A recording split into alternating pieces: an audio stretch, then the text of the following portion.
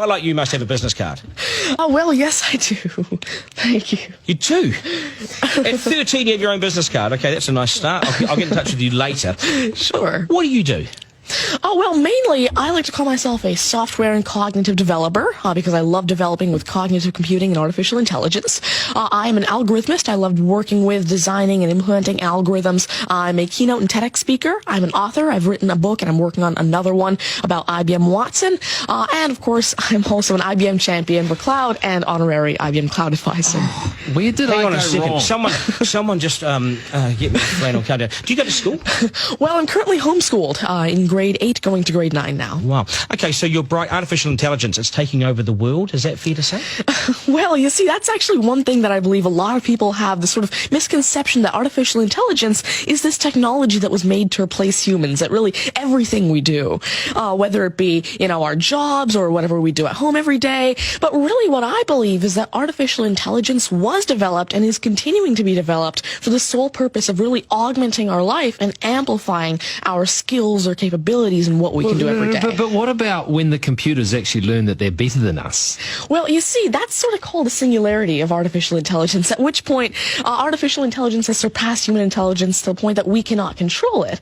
But really what I believe at this point, artificial intelligence, I won't go into the details right now since we're limited on time, but the thing is right now, artificial intelligence itself as a technology is so foolable and so primitive that either A, we won't reach that singularity point, or B, if we do, it's a very long ways off. Do you understand that, Mark? No.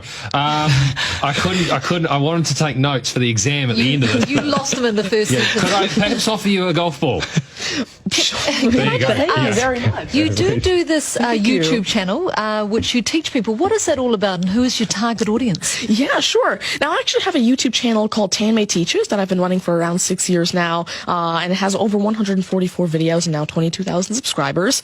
And so on it, I love to teach about computing, really programming, these algorithms that I develop, machine learning especially, math, science, and especially technologies like IBM Watson. Because, of course, I like to share my knowledge because I realize that there's this lack of resources for people to learn about technologies like AI, which is why I absolutely love sharing my knowledge through, of course, these YouTube videos, the books that I'm authoring, the keynotes that I have, and really Watson comes in here in such a great way because Watson allows me... What's Watson?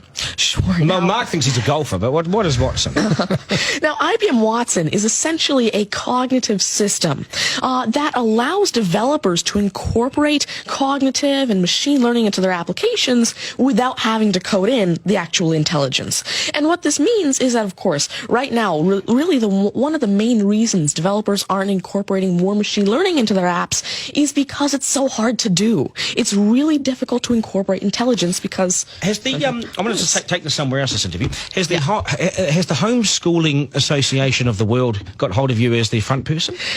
Well, there is actually a Homeschooling Legal Defense Association, I believe, HSLDA in Canada, and I actually had a keynote for them last year in Niagara Falls. You're the poster boy for homeschooling, aren't you? Well, I did have a keynote for them, and I talked a lot about the advantages of homeschooling and why it's great for kids who want to go into different and really targeted subjects. Okay, I want to get right down to business now. When did you realise you were bright and smarter than most? Well, I originally started coding when I was 5 with simple languages like Fox Pro and Batch. But eventually, at 9 years old, I had my very first iOS app accepted into the Apple App Store called T-Tables. But did your mum and dad do something to you between 0 and 5 that plug you into the wall? What did they do to you at 5? At 5, you were Are you smarter than your mum and dad, by the way? Well, I have. My dad used to work as a computer programmer, but he used to work with simple regular programming languages like Fox Pro, Batch, a little bit of C, etc. But you see, now I'm really interested in artificial intelligence and how it can actually be implemented on all these different platforms. You'd be a nightmare to teach. You'd be an absolute nightmare to teach, wouldn't you? Because you'll be smarter than the lecturers, and you would I never want to get in an argument with you, ever. But I would like to see you on a quiz show because I think you would nail that. Well, you see, there is one thing that I've been working on, and it's essentially an app called Ask Tanmay, an NLQA system. And so essentially it's a system that can take your natural language questions and answer them for you using Watson and artificial intelligence. And actually, the original reason why I made Ask Tanmay, there's an Indian version of the Who Wants to Be a Millionaire show called KBC, which I originally wanted Ask Tanmay to play. So that actually ties in quite a bit with what I wanted to do. It's nice to see you. Do you get, because you're homeschooled, you wouldn't go to school dances and things like that, would you? School socials and things? Do you go well, I actually used to be regularly schooled until grade 6. Right. Then I became homeschooled, and so of course I still do have my This is friends still from a school. victory for public schools. Take that golf ball Yep. and bring it back to me when you've actually worked out a way in which it'll always go straight. Because I think you could do it. Technically, using a genetic algorithm or something. I knew there'd be an answer. Hey, it's brilliant to meet you. You're a complete inspiration. Thank you. And I hope my son was watching, a 7-year-old son. Message to Buster Garner, you got work to do, mate.